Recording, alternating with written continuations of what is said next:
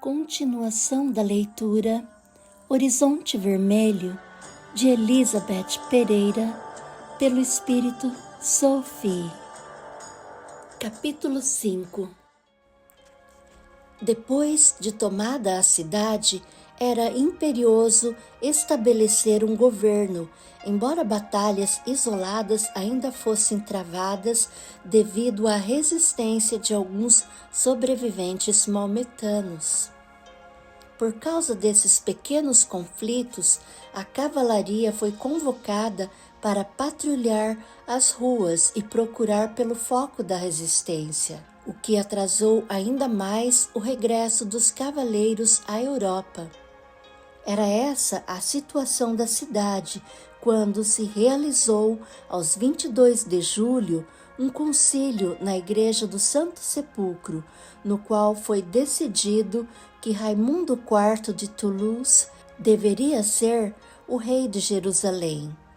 Ele recusou, alegando provar com tal gesto sua piedade para com o povo massacrado. O que pretendia de fato era que os outros insistissem em dar-lhe o título, o que não aconteceu. A oferta foi feita a Godofredo de Bulhões, que num ato de verdadeira humildade declarou: aceito o cargo de líder da cidade, na esperança de restabelecer o equilíbrio e ajudar a todos que aqui se encontram.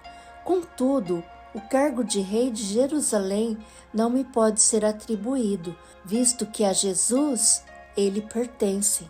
Não posso ser coroado com ouro no mesmo local onde o mestre usou uma coroa de espinhos. Ficou, portanto, definido que ele teria o título não de rei, e sim de Advocatus Sancti Sepulchri, protetor do Santo Sepulcro. Raimundo IV de Toulouse, corroído de ciúme e despeito, deixou a cidade com seu exército e acabou cercando Trípoli. Surgiram então 4 unidades políticas ou estados cruzados, que ficaram conhecidos como Ultramar e que seriam, a partir do norte, o Condado de Edessa, o Principado de Antioquia, o Condado de Trípoli e o Reino de Jerusalém, que ainda estava em conflito. O dia 12 de agosto amanheceu confuso. Alguns maometanos haviam atacado a Igreja do Santo Sepulcro, deixando os cristãos com os ânimos alterados. Um dos militares presos, custodiado por Roberto II de Flandres, relatou sob tortura onde se encontrava o foco da resistência. O exército desse líder e o de Godofredo de Bulhões, em um ataque preciso, deram por encerradas as atividades da primeira cruzada, vencendo nesse dia a última batalha. Patrick experimentou um misto de dor e contentamento. A despeito de haver muitos mortos, sabia que a guerra terminara e que desde que tombara em Dorileia não tinha tirado a vida de uma única pessoa. Junto de feridos e prisioneiros, mais tarde, em um cárcere improvisado, ele obteve permissão para usar seu pouco conhecimento médico, aprendido com Khaldun, e em meio a curativos, suturas e torniquetes, encontrou Najib. O cavaleiro, molhado de sangue e suor, com os olhos denunciando cansaço e angústia, ajoelhou-se ao lado do leito improvisado. O companheiro das noites de fuga estava trêmulo e febril. O suor porejava de sua testa e uma seta cravada em seu flanco esquerdo denunciava a gravidade de seu quadro.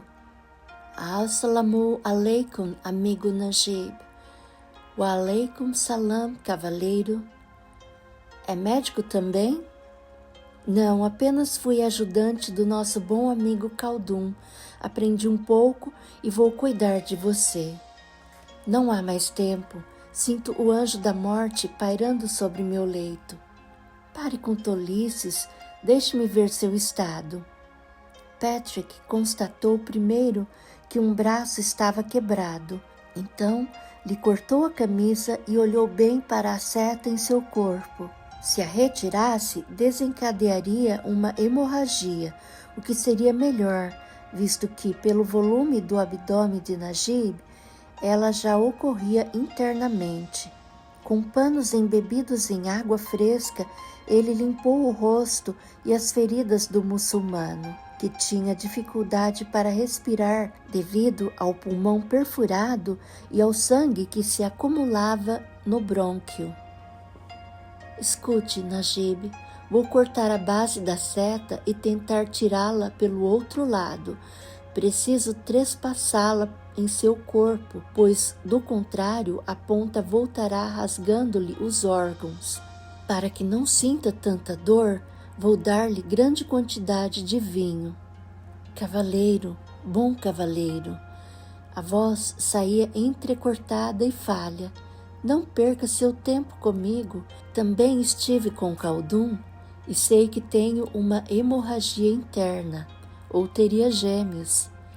Disse isso a sorrir. Não sinto o ar em meus pulmões. Sou um homem morto. Com ele aprendi mais, que voltaremos a nascer e reencontraremos pessoas com quem estabelecemos ligações fortes. Você é uma dessas pessoas. Fizemos uma bela dupla, realizamos um bom trabalho juntos. Espero vê-lo outra vez. Najib, pare de brincadeira, não morra. Por favor, amigo, Jerusalém precisa de você. Oh, não, não mais. Ela agora tem Godofredo, que é um bom homem, respirou cansado. Pelo profeta, pare de chorar, homem, você chora demais. É brincadeira. Int Alá existissem mais homens chorões como você. Ele sorriu e Patrick observou seus dentes sujos de sangue. Pegou um recipiente com água e, segurando a nuca do amigo, deu-lhe a bebida. Ficou a segurar sua mão e disse com doçura: se deve ir, que eu possa estar com você. Em momento tão extremo e importante, os amigos devem estar presentes.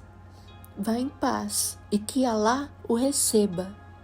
Ele teve um acesso de tosse e golfadas de sangue vivo saíram de sua boca. Tinha convulsões e os olhos começavam a perder o brilho. Reunindo toda a força que lhe restava, ainda falou: diga a Khaldun que eu o amo e espero por ele do outro lado. Que o seu Jesus esteja com você por todos os seus dias. E que quando chegar a sua vez, alguém possa segurar a sua mão. E que você não morra só. Pouco a pouco, serenou e expirou, segurando forte a mão de Patrick, que fechou-lhe os olhos e, entre lágrimas, orou o Pai Nosso. Por mais alguns dias, o jovem ainda permaneceu cuidando dos feridos com absoluta dedicação, até que todos ficassem fora de perigo ou deixassem a vida física. Vendo seu improvisado hospital vazio, sentiu que sua missão estava cumprida. Na manhã do dia 20 de setembro, o cavaleiro pediu que Godofredo de Bulhões o recebesse em audiência, no que foi atendido prontamente. Salve, cavaleiro! A que devo sua visita? Venho lembrar-lhe que me permitiu partir após a retomada da cidade. Sim, eu me lembro, não apenas disso, como de que desejava retornar com você. Porém, não contava com a nomeação. Hoje, mais que nunca, sinto-me ligado a esta cidade. Quero morrer aqui e ser sepultado na igreja do Santo Sepulcro, perto de Jesus, para assim ser o eterno protetor desse patrimônio. Respeito sua decisão, Lord Godofredo. Quanto a mim, quero regressar. Para a Normandia? Não, para minha terra, minha família. Estou cansado de tudo isso. Não pretendo seguir carreira de armas. Sabe que o título de cavaleiro é para sempre, não pode abrir mão dele. Nem desejo, tenho orgulho do meu título. Só não quero mais tirar a vida de outros seres humanos. Pode ser convocado para uma missão especial. Sim, eu não me furtarei a isso. Vou dar ciência à sua santidade, o Papa Urbano II, de que pode contar comigo sempre. Entretanto, prometi a Jesus não matar mais, a não ser em legítima defesa. Coisa estranha, não acredito. Quando a voz da batalha o chamar, sei que atenderá. Diga-me, quando tenciona partir? Só preciso do tempo para juntar meus poucos pertences. Não pode adiar a viagem para amanhã? Podemos jantar juntos e tomar muito vinho e cerveja oriental, que lhe asseguro ser muito boa. Por Deus, Lord Godofredo, sabe bem do meu ponto fraco. Está certo, comamos e bebemos hoje. Deixo minha bagagem pronta e parto amanhã bem cedo. Aquela que seria a última noite de Patrick em Jerusalém foi de festividades. Além dos outros motivos, Friedrich, como ele havia prometido, sagrou-se cavaleiro. O banquete foi tão farto como há 3 anos eles não viam, regado a bom vinho e cerveja.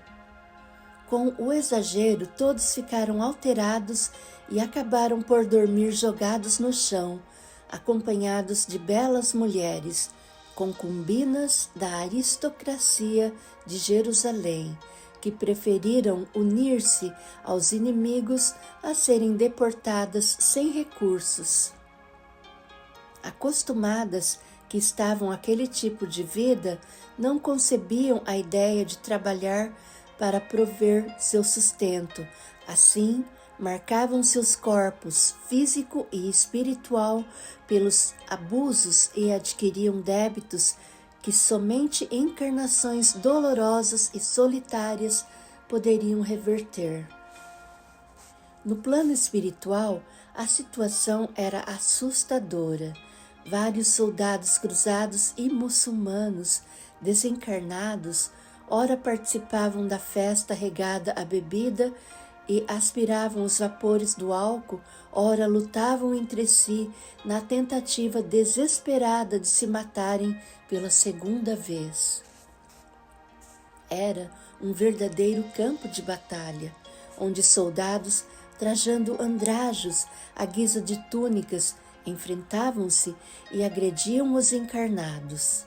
Alguns mais sensíveis perdiam a consciência e conviviam temporariamente com o outro lado da vida, tomando depois como delírio alcoólico a visão dantesca que guardavam na lembrança.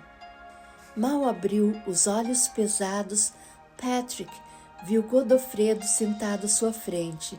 Sentiu-se envergonhado pelas condições desfavoráveis em que o tutor o surpreendia.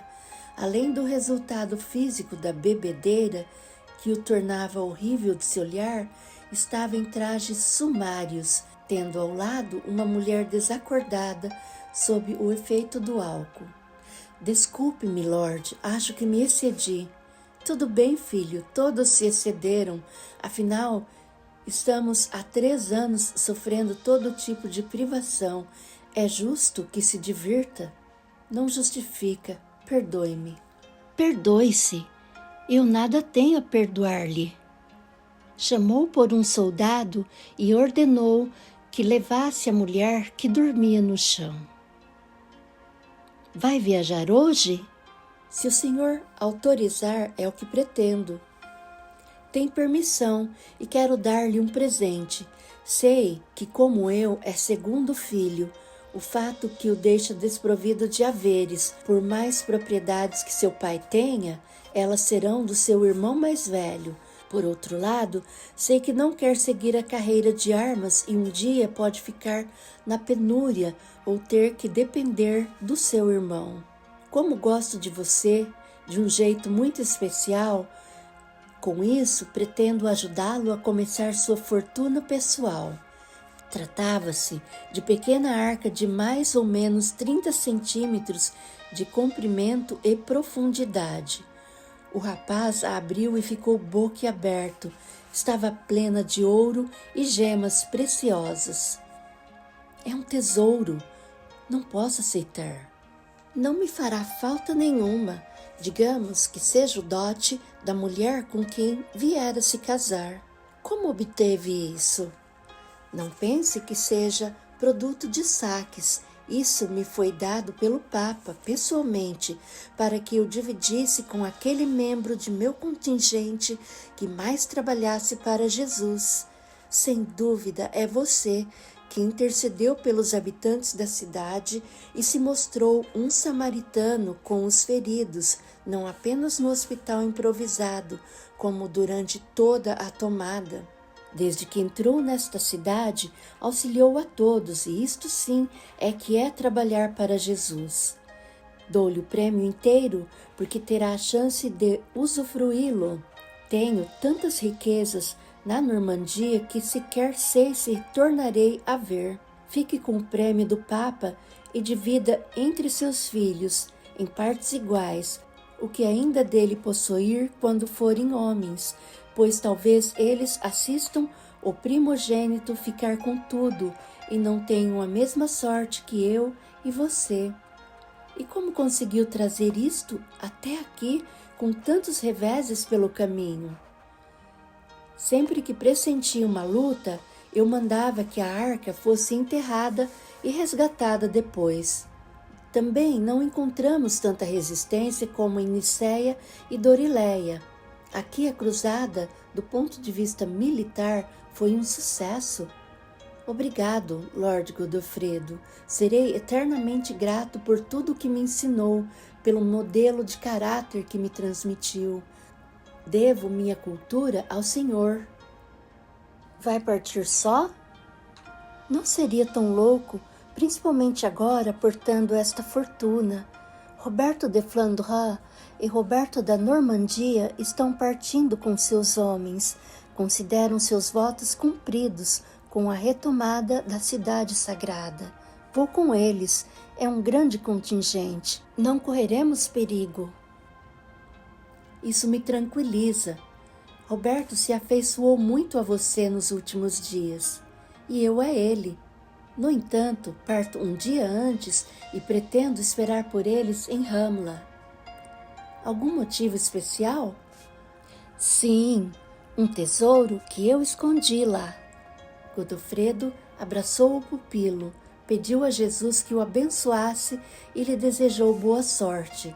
Ele retribuiu e saiu levando a pesada arca. No longo corredor, ouviu alguém chamá-lo pelo nome e, ao olhar para trás, viu uma bela mulher que vinha em seu encalço. Parou e lhe deu atenção. Vai partir, cavalheiro? Sim, estou de saída. Por que pergunta? Por um momento pensei que você... pensei que seria sua protegida. Sinto muito, preciso voltar para minha casa, para minha vida. Mas por que pensou isso? Acaso lhe dei esperança nesse sentido? Não verbalmente. Seja mais explícita. É que, entre todos os homens que já estive nos braços, foi o único que me tratou como gente. Nunca ninguém havia falado comigo, tampouco me ouvido como você o fez. Estive a pensar na história que me contou da mulher de Magdala. Contei? Sim, não se lembra? Sinceramente, não. Acho que exagerei na cerveja ontem. Então, não se lembra de ter dormido comigo? Disso sim, ele riu sem graça. Porém, peço desculpas se a fiz crer que a tomaria por amante. É que não fui acostumada a maneiras polidas. Você não tem do que se desculpar. Eu sim, não devia incomodá-lo. O excesso de pintura nos olhos fez que suas lágrimas rolassem escuras, manchando o belo rosto alvo.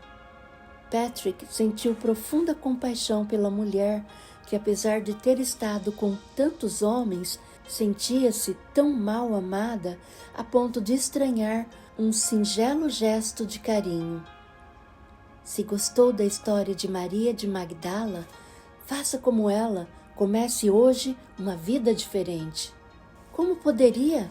Ninguém nesta cidade tem respeito por mim, exceto você, que está de partida. Serei sempre vista como uma prostituta, mesmo que deixe de sê-lo.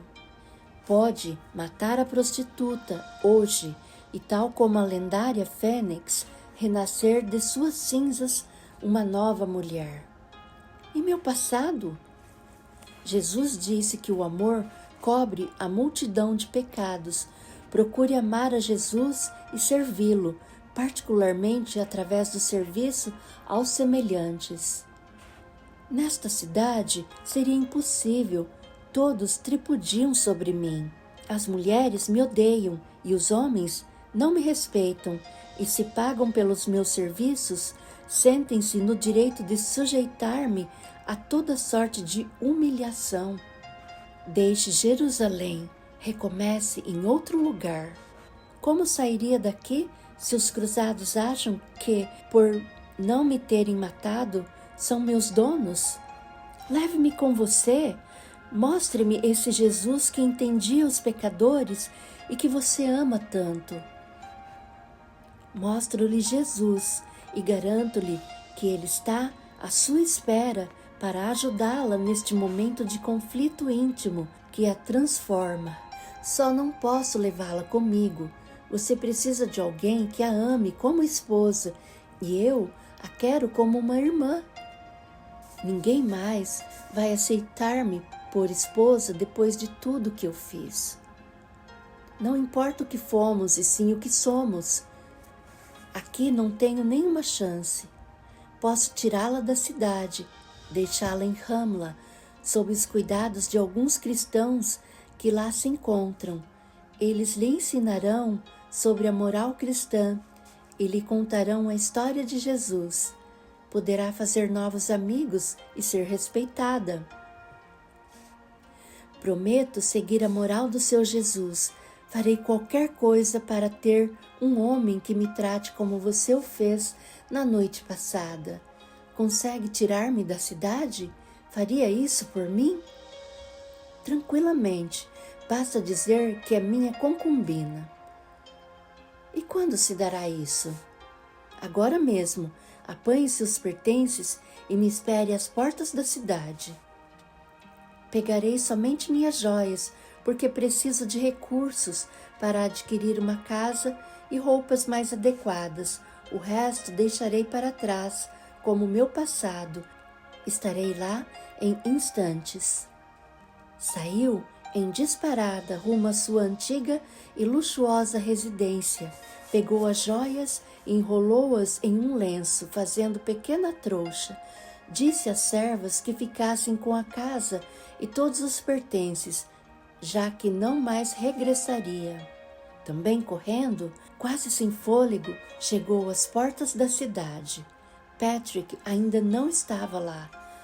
Encostou-se em alguns escombros para aguardá-lo e, apreensiva, apertava a pequena trouxa contra o peito ofegante quando um dos lanceiros que vigiavam os portões aproximou-se. Ora, ora, olha o que temos aqui, Zion, a loja de prazeres, o que leva nessa trouxa? Sem responder, Zion apertou mais as joias contra o peito. O lanceiro, com rudeza, arrancou-as de suas mãos e todas caíram ao chão. Seus olhos brilharam ante tão belos adereços femininos. Isso deve valer uma fortuna, cobra caro pelos seus favores. Apenas escolho a quem vou prestá-los. É mesmo? Pois desta vez não irá cobrar, e sim pagar por eles. considere estas joias confiscadas pelo exército cruzado. Agarrou-a pelos longos cabelos negros e jogou-a contra o que restara do muro da cidade. A angústia que dominou a mulher não permitiu outra reação além de um sonoro "não", que se fez ouvir junto com o ruído próximo de patas de cavalo. "Solte-a!" Ela disse não. Ainda segurando os cabelos de Zion, o lanceiro olhou para Patrick, que o encarava no usufruto de sua autoridade de cavaleiro nobre, protegido do líder da cidade, e resmungou: "É uma prostituta? E o que importa é isso? Ela disse não. E essas joias no chão, são suas, Zion?" "Não", respondeu o lanceiro, "foram confiscadas por mim, pertencem ao exército cruzado." "Com que autoridade confisca alguma coisa? As joias pertencem a ela, são fruto do seu trabalho." "Trabalho? Não me faça rir. Sabe como esta pecadora ganha a vida? Isso não é trabalho, é um pecado desonroso." "Seria o seu trabalho mais honroso que o dela? Matar, roubar, pilhar e violentar corpos e consciências? Ela só faz mal a si própria. Junte as joias e devolva-as à dona." Relutante, o lanceiro começou a apanhá-las no instante em que Patrick desembainhou a espada. Refeita a trouxa, o homem rude jogou-a em Zion, que quando ia abaixar-se para apanhá-las, ouviu o cavaleiro detendo-lhe o gesto. "Não, você não." Olhou para o soldado. "Devolva nas mãos dela, de onde nunca as deveria ter tirado. E peça desculpas pelo ato covarde que praticou, em nome de todos os cruzados." Depositando as joias na mão da dona, ele soltou um enfadado "Desculpe-me, vadia herege." "Certo", disse o cavaleiro sarcástico. "Espero que a vadia herege o desculpe, mas isso não me diz respeito. Eu exijo que peça desculpas a Zion em nome do exército cruzado." "Eu já pedi." "Não, você pediu a vadia herege e não foi em nome do exército. Agora peça desculpas a Zion, a quem desrespeitou em todos os sentidos, em nome do exército cruzado. Estou sendo claro?" Os olhos do lanceiro faiscavam de ódio. "Zion, peço-lhe desculpas em meu nome e no de todo o exército cruzado." Notando que ele já pagara caro pela ofensa, a jovem declarou que o perdoava. Patrick, que continuava montado, acercou-se dela, que lhe estendeu as mãos. Ele se abaixou e com um só braço tomou-a pela cintura. Mediante um esforço único e pequeno, Zion estava sobre o cavalo e segurando em sua cintura. Fechou os olhos para deixar-se morrer e renascer em Ramla. Patrick olhou para trás e disse com expressão quase infantil: "Adeus, cruzados loucos." Já se punha a galope quando ouviu um cavalo vindo em sua direção. Puxou as rédeas e esperou que o outro se aproximasse. De repente, reconheceu seu seguidor e soltou sonora gargalhada. "Pensou que estaria livre de mim? Não é um toque de espada que vale mais que tudo que vivemos. Espere por mim. Também quero rever as pessoas em Ramla." "Friedrich, seu frouxo incorrigível, vai ser escudeiro até quando?" "Pelo menos até Roma. Ainda tenho minha função ao seu lado, meu amigo." Apearam e trocaram um forte abraço. "Seja bem-vindo. Acho que sou o único cavaleiro que tem outro como escudeiro." "Esta é Zion. Vou levá-la até Ramla." "Olá, Zion. Eu sou Friedrich." "Olá, Friedrich. Gostaria que me chamassem de Madalena, porque será o nome que terei assim que me batizar." A viagem para Ramla foi calma. Ao avistar a cidade, notaram que havia luzes e fumaça saindo pelas chaminés, o que indicava que aquelas pessoas permaneciam lá. Logo que entraram, o ruído das patas dos cavalos fez os moradores surgirem nas janelas com expressões assustadas. Quando identificaram os cavaleiros, saíram à rua para recebê-los com aplausos e reverências num alarido tão grande que mesmo aqueles que não os tinham visto vinham saber o que acontecia e, cheios de contentamento, reconheciam seus salvadores. Na rua principal, uma multidão já se juntava em torno dos cavaleiros. Foi então que um vulto apareceu, a arrastar-se a custo. Patrick, passando com dificuldade por entre as pessoas, chegou mais perto e posicionou-se de cócoras para esperar pela mais nobre anfitriã de Ramla. Latifa tomou a menina nos braços e pôs-se novamente de pé. Como você está? Agora estou melhor. Vejo um cavaleiro de olhos extremamente raros e belos, que mais parecem duas safiras e que já não cheira mal. Extremamente raros e belos são sua força e seu sorriso mágico, capaz de desarmar o mais tenaz dos cavaleiros. Salve Latifa, princesa de Ramla. Meus olhos podem ser raros por aqui, mas no lugar de onde venho, quase todo mundo os tem iguais. Naquele momento, todos estavam felizes. O clima era fraterno e não havia quem não quisesse hospedar os cavaleiros. Resolveram de comum acordo que eles comeriam na casa de Latifa e dormiriam na casa de um judeu convertido chamado Felipe, que morava só e tinha mais espaço para acomodá-los. A conversa estendeu-se madrugada adentro, até que, vencidos pelo cansaço, procuraram o leito. Felipe havia preparado um para Friedrich e um aposento de casal para Madalena e Patrick. Madalena não é minha esposa, é uma amiga que trago de Jerusalém e espero deixar aqui aos cuidados de uma família cristã, visto que ela deseja conhecer a história de Jesus e ser batizada. Vocês não são amantes? Ela não está indo com você para o Ocidente? Não.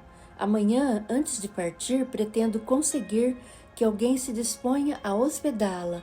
Alegre-se, ela não tem compromisso. Deixe-a comigo, ensino-lhe toda a moral cristã e a levo ao batismo. Não mesmo. A expressão de Felipe era de desapontamento. Madalena deverá ficar com Adila e Latifa, que também são cristãs, e caso você a queira em sua companhia, terá que desposá-la de modo correto. Só não vejo por que tanta formalidade. Sei quem é Madalena. Ou estou muito enganado, ou ela é Zion. Certo, ela é, ou melhor, foi Zion e está disposta a olvidar o passado e iniciar outra vida longe de Jerusalém. Se você não pode esquecer esse passado, não é digno de estar com ela. Zion talvez não precisasse de formalidades, mas Madalena precisa. E se não for assim, eu a levarei para o Ocidente, onde ninguém a conheceu antes. Sei bem que, se rejeitar a minha proposta, você não guardará segredo, negando a ela a chance de que necessita para mudar. Você se casaria com ela? Sim, se meus olhos brilhassem ao vê-la como brilham os seus. Desde que a conheci, ela exerceu sobre mim fascínio incontestável. Sempre estava em companhia de homens ricos e poderosos. Nunca pude pagar pelos seus serviços e ela nem me olhava quando passava em liteiras luxuosas a caminho do palácio. Não me casei com nenhuma das jovens que me quiseram, porque só pensava na bela Zion. Agora, Chegou a oportunidade de tê-la só para você e deverá pagar apenas com seu amor. Tudo bem, aceito sua proposta. Caso-me com Madalena e esquecerei que algum dia existiu Zion. Até a cerimônia acontecer, ela ficará sob os cuidados de Ádila, o que não o impedirá de fazer-lhe a corte. Antes, porém, preciso perguntar a ela se o aceita por esposo. Pode fazer isso agora, cavaleiro, ou não vou conseguir cerrar os olhos. Patrick, sorrindo, bateu à porta do aposento onde a mulher se recolhera. Ao contar sua conversa com Felipe, viu-a tensa, temerosa de que ele descobrisse seu passado. Tranquilizada quanto a isso, Madalena exultou. Teria finalmente um marido que a amasse, respeitasse e protegesse? Sim, aceitava a proposta e prometia que seria como Patrick exigira. Só dormiria com ele após a cerimônia. Ainda assim, naquela noite, Felipe não pôde dormir. Levantou-se bem cedo e esperou os hóspedes com o desjejum pronto. Ao ver Madalena entrar na cozinha, junto com os outros, levantou-se, tomou sua mão, beijou-a e colocou em seu dedo lindo anel. Madalena, um anel é um círculo, não tem começo nem fim, e por isso simboliza o amor. Meu compromisso com você pode estar principiando agora, mas não terá fim. Um anel como sinal de compromisso? Surpreendeu-se Patrick. Coisa interessante. Acho que vou levar esse costume para o Ocidente. Bom, agora que já estão noivos, vou confiar Madalena à sua protetora. Boa sorte, Felipe, e que tenham muitos filhos. Depois de explicar tudo a Ádila, os cavaleiros iniciaram a despedida das pessoas de Ramla, que uma a uma os seguiam rua afora. Latifa estava na praça, fazendo sua arte que era vendida aos passantes. Seus olhinhos brilharam ao ver Patrick se aproximar e se inclinar até ela. Tenho um presente para você, cavaleiro. Eu mesma fiz, é igual a que ostenta em sua túnica. Mostrou uma cruz pátia, talhada em madeira com perfeição, presa em cordão de lã preto. Ele se abaixou para que a menina pendurasse o artefato em seu pescoço. É linda, Latifa, e me acompanhará por todos os meus dias. Muito obrigado. Abraçou a pequena com carinho, sentindo funda angústia. Sabia que dificilmente tornaria a vê-la. Vou ver você outra vez, cavaleiro de olhos raros. Talvez, pequena, nunca se sabe. Olhe, preste bem atenção. Vou fazer um sacrifício supremo por você. Gosta tanto dos meus olhos que resolvi dar-lhe um deles. A menina fez uma cara divertida e desafiadora. Patrick pôs a mão sobre o olho direito e, simulando esforço e dor, fingiu que o arrancava. Ela observava sem piscar. Com o olho ainda fechado, ele colocou em sua mãozinha, machucada pelas ferramentas, bela safira de elevado valor. Latifa sorria e chorava a um só tempo. Adeus, pequena. Que Jesus esteja sempre a abençoar seu trabalho e a recompensá-la pela filha maravilhosa que é, pelo exemplo de coragem e de fé que está sempre irradiando. Seja muito feliz, minha querida. Adeus, belo cavaleiro, e que a luz de tão lindos olhos continue a iluminar os caminhos de sofredores como nós. Os ocupantes da cidade, antes deserta, seguiram-nos até os portões. Madalena abraçou-o comovida e selou-lhe os lábios com um beijo rápido e terno. Madalena, você é uma moça comprometida. reagiu em tom brincalhão. Graças a Jesus e a você, sim, sou uma moça comprometida e muito feliz. Quero que saiba que nosso primeiro filho varão terá o seu nome. Um primogênito chamado Patrick? Isso é muito bom! Adeus, amigos.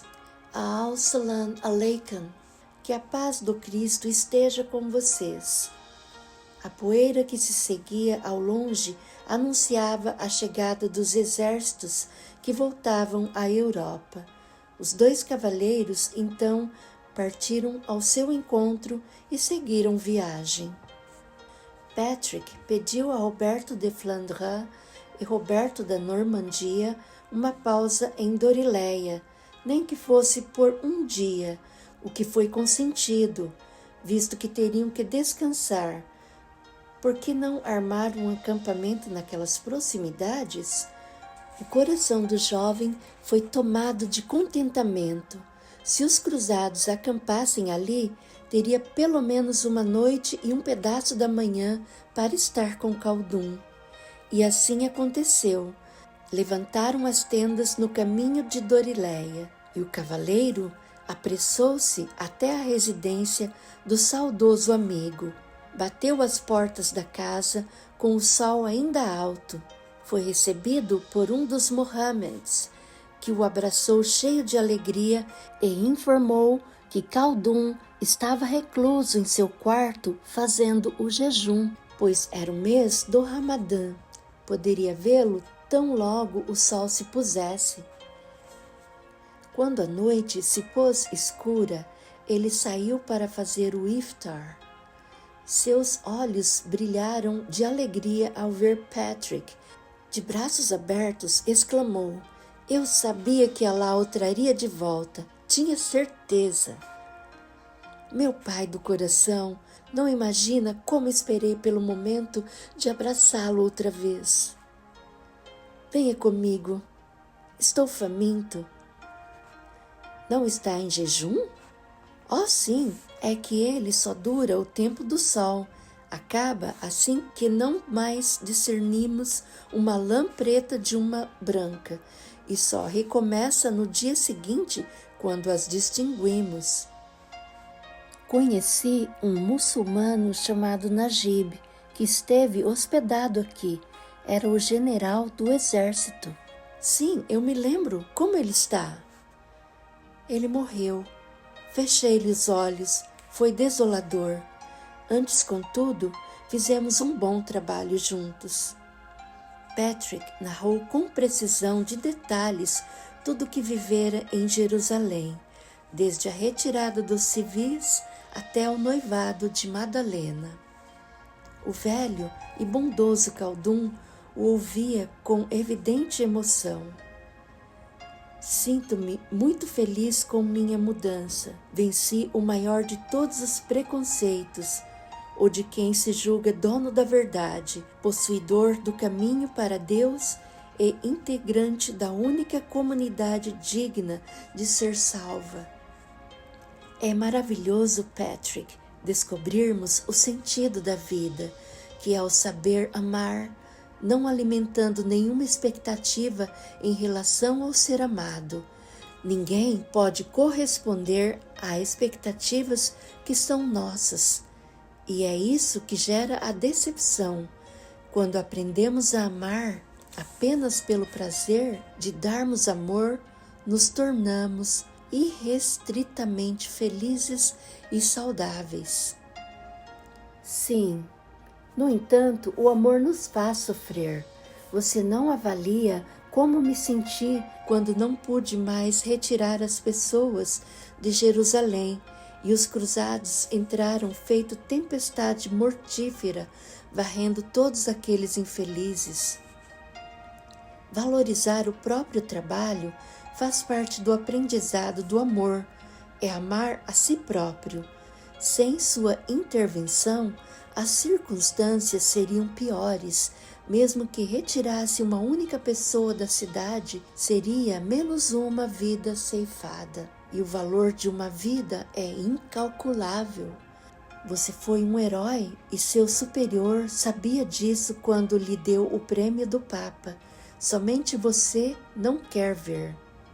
Nunca pense no que não pôde realizar e valorize o que realizou. Isso lhe dará forças para trabalhar sempre pelos infelizes da terra. Se não encarar seu trabalho no bem como uma parceria com seu profeta, sendo por isso um feito de grande valor, acabará por desistir dele, no pensamento errôneo de que falhou. E tenha sempre em mente que tudo está sob o controle de Alá. Está querendo dizer que Deus permitiu aquela carnificina em Jerusalém? Perguntou com expressão incrédula. Se ela aconteceu, é inacreditável que ele tenha autorizado tamanha atrocidade na Cidade Santa. Filho, se não cai uma folha de uma árvore sem o conhecimento do Criador, cairia uma cidade inteira? Deus é amor e abomina o mal. Não obstante, permite ao homem fazer suas escolhas para que cresça. Depois, cada ser humano colhe a consequência de seus atos. Já que a batalha aconteceu, aqueles que, pelo seu mérito, não deveriam ser dizimados pela fúria assassina, foram poupados, e para isso sua ajuda foi imprescindível. É difícil entender. O fato é que a humanidade ainda necessita da dor para crescer. Dia virá em que todos cresceremos pelo amor. Não precisaremos mais de guerras e fratricídios. Você é a prova viva de que caminhamos para isso. Quantos como você venceram as barreiras do preconceito religioso? Junto com os soldados que voltam para o Ocidente, vão a cultura, a ciência e a arte que aprenderam por aqui. O mundo ocidental nunca mais será o mesmo depois das cruzadas, tampouco o oriental. Fala em cruzadas, oficialmente só houve uma. Muitas outras virão, foi o que os profetas me disseram. Outras expedições como esta virão da Europa? Sim, e eu estarei aqui, cumprindo minha missão, por saber quanto meu trabalho é necessário. Com certeza, pois não cura só o corpo, você cura almas. Ele sorriu. Como morreu Najib? Com a paz possível dentro de uma guerra, morreu tranquilo, afirmando que o amava. Grossas lágrimas desceram pelo rosto de Khaldun. Naquela noite eles não dormiram, porque sabiam que se despediriam antes do nascer do sol, quando Khaldun se recolheria novamente ao jejum e Patrick deveria juntar-se aos outros para o retorno à pátria. Passaram as horas a conversar, até que faltasse pouco para o sol começar a iluminar o dia. Então o muçulmano se despediu do jovem, dando-lhe um alaúde, recomendou-lhe que recordasse apenas os momentos felizes que passara no Oriente. Em seguida, entregou-lhe gracioso frasco no formato de uma construção oriental, cuja cúpula era a tampa do recipiente, contendo perfumada água de rosas, e disse ser aquele o primeiro presente que ele deveria dar à mulher de cabelos cor de fogo. O cavaleiro, visivelmente emocionado, beijou as mãos do amigo, que ficaram molhadas com suas lágrimas. Assegurou que nunca mais o esqueceria em suas orações e que o amava incondicionalmente, como a si próprio, segundo o ensinamento de Jesus. Khaldun entrou em seus aposentos, cerrou a porta e, voltado para a Meca, orou por aquele a quem tinha por filho amado. O rapaz sentou-se no chão e, mirando a porta fechada, em um estado de desolação incontida, tomou o alaúde e cantou o Pai Nosso em homenagem ao seguidor de Mohammed, que, entretanto, imitava os exemplos de Jesus mais do que qualquer cristão que ele conhecera. Ia saindo devagar, talvez com vontade de ficar, quando ouviu a voz de Anish. Patrick, você voltou? Sim, Anish, estou aqui como prometi. Esteve com meu pai? Durante toda a noite. Agora vou me despedir dos demais, pois estou voltando para casa. Não repensou a sua recusa? Anish fez uma pausa. Seu nome já diz tudo.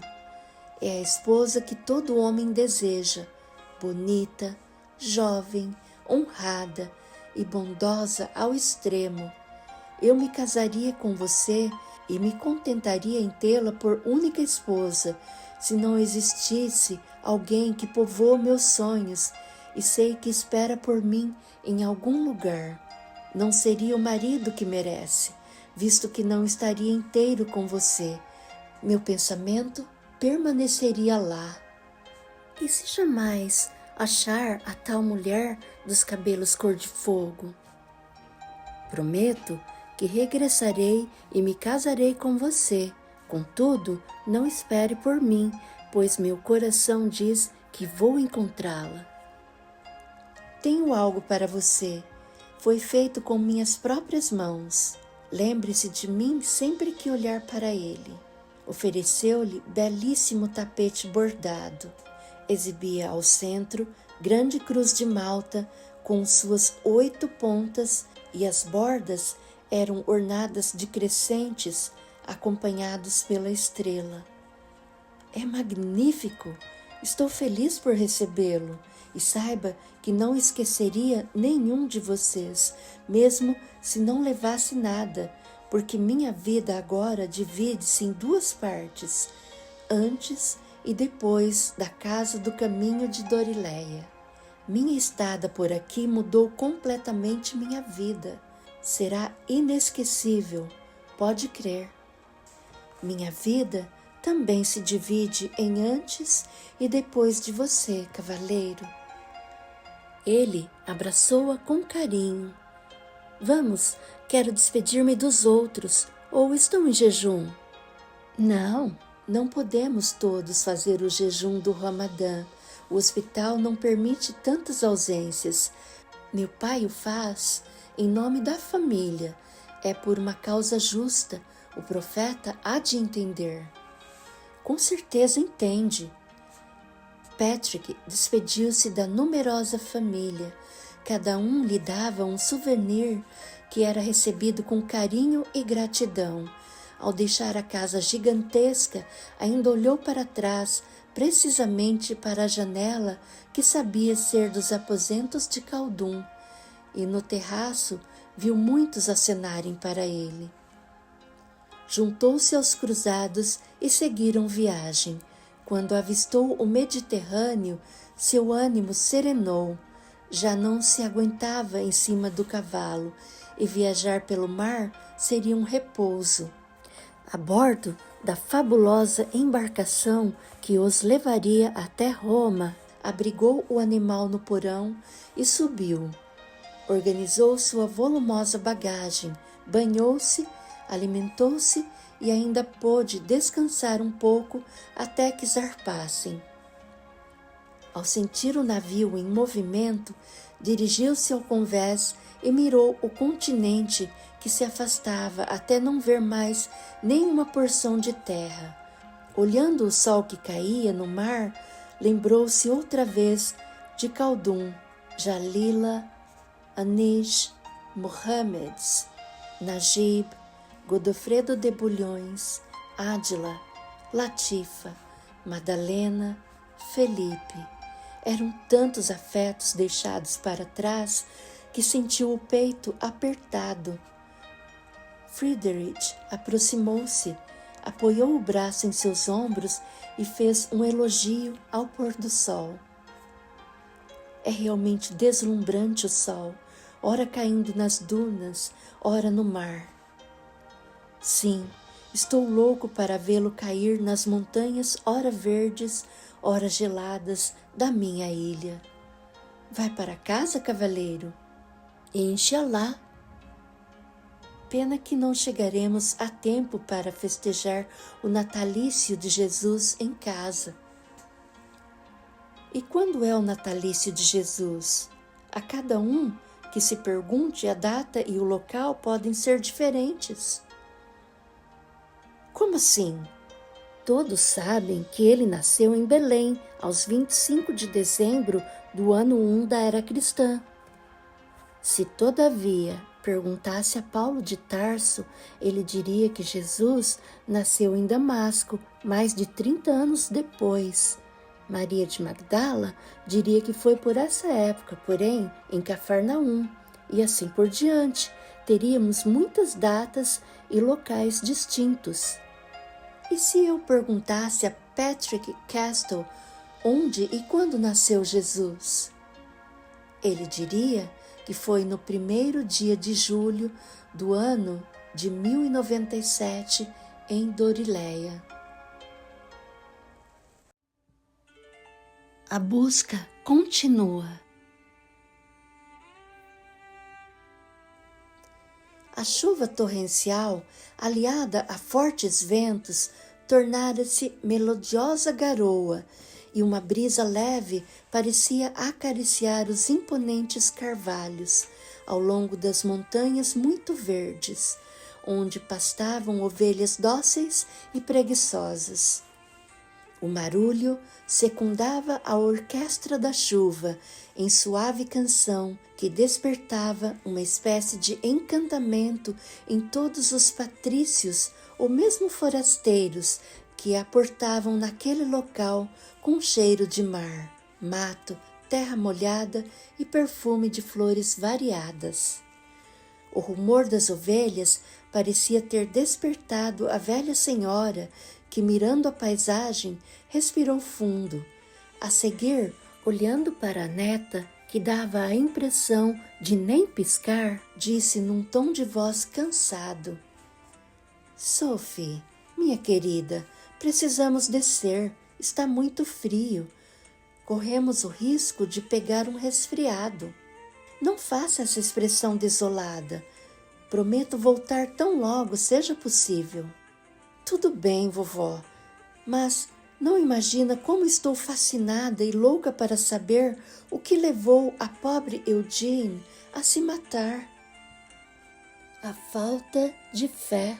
Qualquer um que comete gesto tão extremo está carente de fé e esperança. Contudo, não a julguemos, ela já sofreu demais. Como assim? A senhora sabe o que aconteceu? Sim, embora sejam imagens misturadas. Ah, filha, estou cansada demais. Estranho. É como se eu estivesse ouvindo cada palavra pela segunda vez, vovó. A senhora acreditaria se eu dissesse que já conhecia essa história? Incrível! Você a conhece e eu que lhe conto não sinto familiaridade com ela. Na verdade, não sou capaz de saber o que ocorreu depois. Não obstante, quando ouço é como se recordasse a saga da Bela Louca. Parece que eu estava lá. Sinto-me tomada de um amor profundo por Eugene, uma saudade mesclada à nostalgia e uma sensação de perda que quase me faz chorar. Não acha que o tal livro da abadesa a deixou impressionada? Não, ele me tornou mais consciente. Não se preocupe comigo, vamos para casa. A última coisa que quero é que se resfrie. Na sua idade, isso é perigoso. Ao se afastarem das ruínas, Sophie sentiu o toque frio do vento e, olhando para a magnífica paisagem verde claro, imaginou Velvet com a brilhante pelagem agitada ao vento marinho, a correr para os braços da dona que gritava seu nome da porta do casebre no fundo do vale. De olhos fechados, era como se visse Eugene, com seus cabelos cor de fogo, cair sobre a vegetação densa, abraçada à linda cadela, sua gargalhada ecoando nas montanhas. Sem dar a perceber, a menina secou as lágrimas e tomou o rumo de casa, na esperança de que à noite, aquecida junto à lareira, a avó lhe contasse mais um pouco da história que no âmago do seu espírito, sabia ela, estava escrita. A noite desceu como crepe negro, cobrindo a paisagem encantadora. Ao lado da lareira, sentada em cadeira confortável, a senhora tomava leite quente de cabra, olhando as gotas de chuva cintilarem no vidro da janela, quando Sophie cobriu-lhe as pernas com grossa manta de lã e sentou-se aos seus pés. E então, está muito cansada ou pode narrar-me mais um pouco da marcha de Eugene a caminho da redenção? Sinto muito, não consigo saber nada longe das ruínas. Não sei explicar. O fato é que desci a encosta e não tenho mais consciência do que ainda não lhe contei, e que lá era claro como água. Eu já imaginava, tanto que trouxe isto. Mostrou uma pedra que recolhera no local. Preciso estar lá. Esta pedra não vai resolver o problema. Tente. Se não adiantar, tudo bem. Continuaremos um outro dia, no alto da colina. A menos que não se sinta disposta. Estou louca para saber da chegada do navio do cavaleiro nesta ilha. Talvez eu esteja mais ansiosa que você pelo desfecho deste drama. Passe-me a pedra. Se você acha que pode dar certo, não custa tentar. A senhora tomou nas mãos o fragmento do castelo da bela louca e o apertou com força. Diga, vovó, está conseguindo? O navio não veio para cá. Patrick desembarcou em Roma, onde soube com tristeza da morte de Urbano II e conheceu seu sucessor, Pascoal II. De lá, tomou outro navio para esta ilha. No entanto, chegou ao vale a cavalo.